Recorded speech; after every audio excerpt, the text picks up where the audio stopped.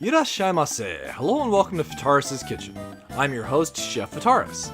It's time once again for Shoot 'em Up Saturday, and on the menu this Saturday we have Bridge Strike, a modern take on an Atari classic. What kind of taste will it have? Let's get cooking and find out. From developer Project R3D, Bridge Strike released earlier this year for mobile platforms. Now in June, it's available for the Nintendo Switch, and that of course is the version we're looking at today. It's a modern re-imaging of a 1982 Atari classic, River Raid. In River Raid, you play the role of a jet flying up this river, destroying the enemies along it, as well as the bridges. So now, fast forward to 2020, and we have this take on it. When the basic gameplay loop is very similar, but it does have some modern twists and takes on that. Is it a game that I can recommend? To some, yes, the taste will be right on. If you're looking for something that's got a classic arcadey feel, then this is one that I suggest you look at. But do keep in mind that the gameplay loop can get repetitive and grindy, so if that's not something you're looking for, then maybe look elsewhere for a new shoot 'em up. So, what kind of gameplay do we have?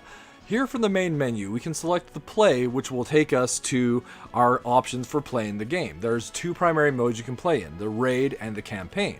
Raid, which we'll look at first, is basically like an endless run where we're flying down the river trying to set the highest score possible. It's not procedurally generated, so the river will be the same every time. That being the case, I'm assuming there's an end to it, but if there is, I haven't got to it.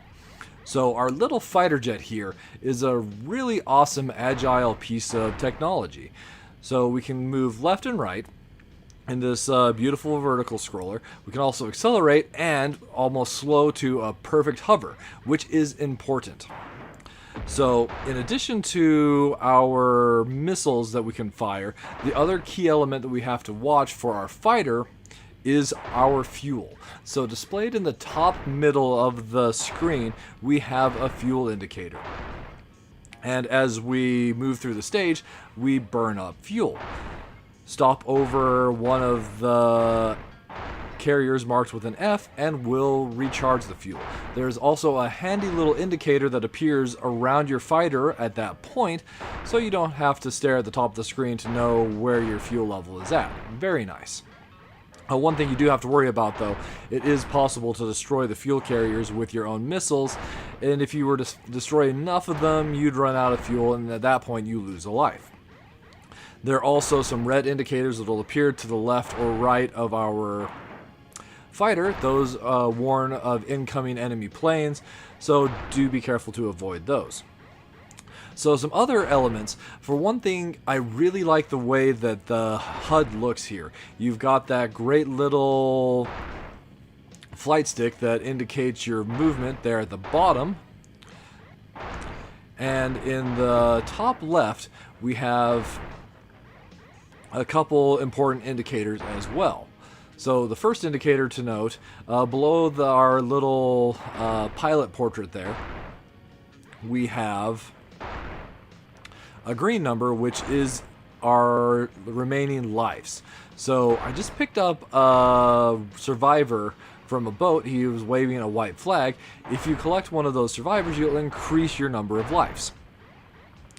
Below that, depending on the mode that we're playing in, is an objective counter. So in the case of the normal raid mode, it counts up for every bridge we destroy. In the case of most of the campaign modes, it will count down with our number of completed objectives. So something along the lines of destroy X number of bridges, X number of enemies, rescue X number of people, that sort of thing. And then there's also a nice plus button in the top right, just indicating the plus, which just brings up this basic menu here. We can stop the game, continue, or reset our run, which most of the time you wouldn't want to do, but there are situations where it does come in handy. There's some neat obstacles that we'll also encounter, like that little tornado which launches us forward, and some things that have been added to the title are effects like this weather, although it actually can be quite dangerous. If you'll note, there are some clouds going by that have lightning strikes coming from them. Should we find ourselves in one of those clouds, we'll be destroyed and lose a life. There's also other obstacles like this radar plane here, which, to simulate that, they make the screen shake. And it's not necessarily an effect I'm super fond of, but it does get the idea that something odd is going on. There's also these mines in the water. Despite the fact that they're in the water, we can't destroy them, and flying over them causes them to explode, destroying our plane. That's a little bit of a stretch, but we'll buy it.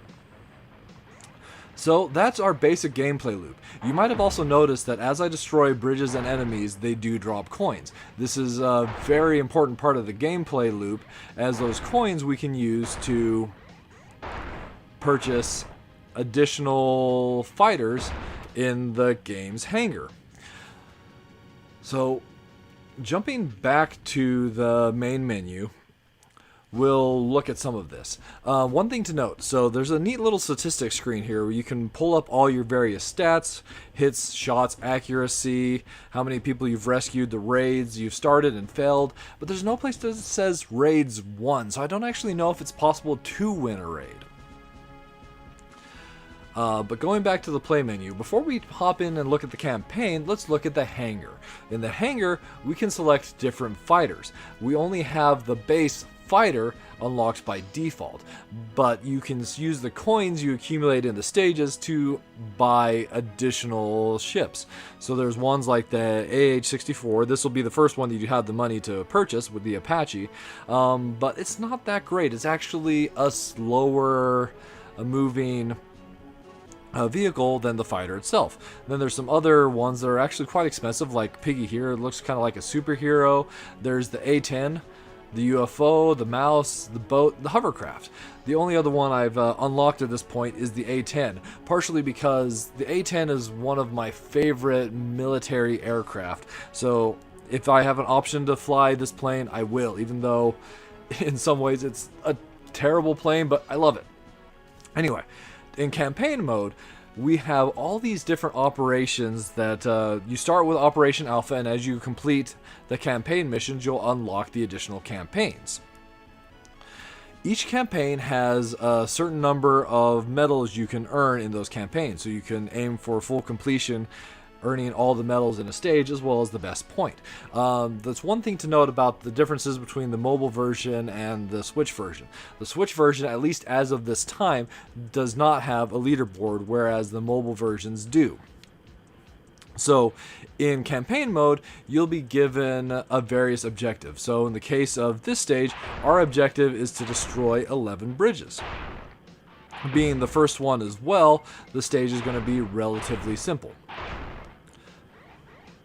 The bridges will be come relatively fast, the enemies aren't going to be a challenge, and we'll be able to move on to our next stage very quickly. However, if the game was more of a challenge, one thing that you can spend your coins on, if you get a game over, you can spend your coins on continues. The first continue will cost you 50 coins, the second continue costs you 100, and the price increases per continue. But that feels like a waste, as it actually takes a lot of effort to accumulate a lot of coins in the first place. And that's where I do take some issue with the game itself. It does get quite grindy or rather it would be an insane grind to unlock all the various fighters, as some of them are very expensive. But there we have it. Bridge Strike served up for your enjoyment.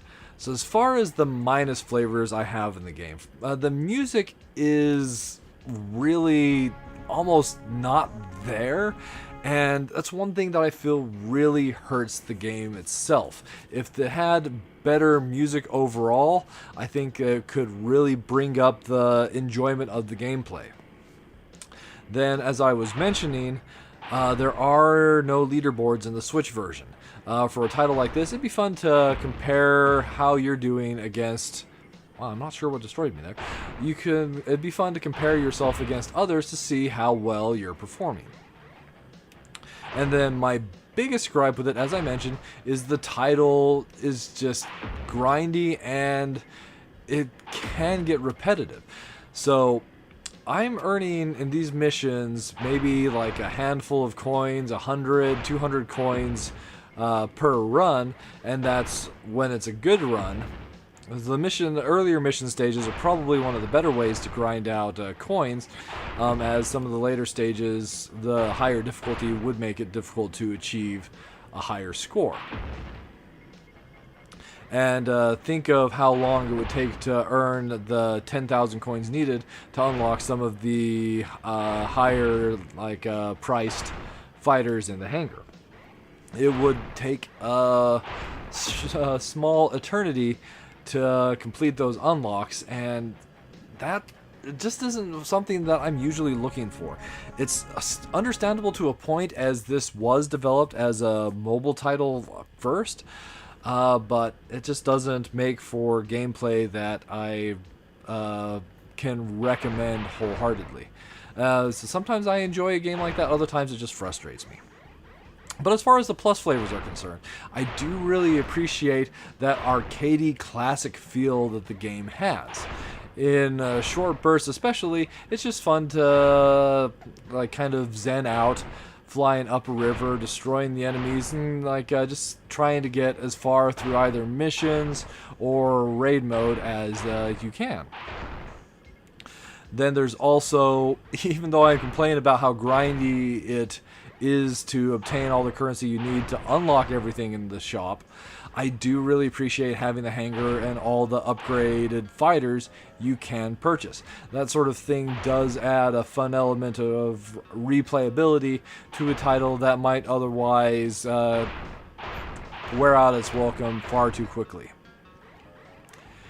And then there's also the pixel art, from the neat interactive HUD to the pixel art of the game itself, to the neat 3D voxel looking fighters in the hangar. I just really like this game's aesthetic, so even if I do have some other issues with it, the aesthetic is something that I greatly enjoy. So at the end of the day, is this a title that I can recommend? Kind of. If this looks like the kind of gameplay you would enjoy, then definitely give this one a try, especially if you can get the title at a discount, which actually on the Nintendo Switch right now, it is available for launch discount through, I believe, the beginning of July, so check it out if you're interested. Or I believe the mobile version is free, so that's also a way you could check out this title. Alright, that just about wraps it up for this week's episode of Shoot 'em Up Saturday. As always, I want to thank you so much for coming out and joining me this week, and I look forward to seeing you again next week.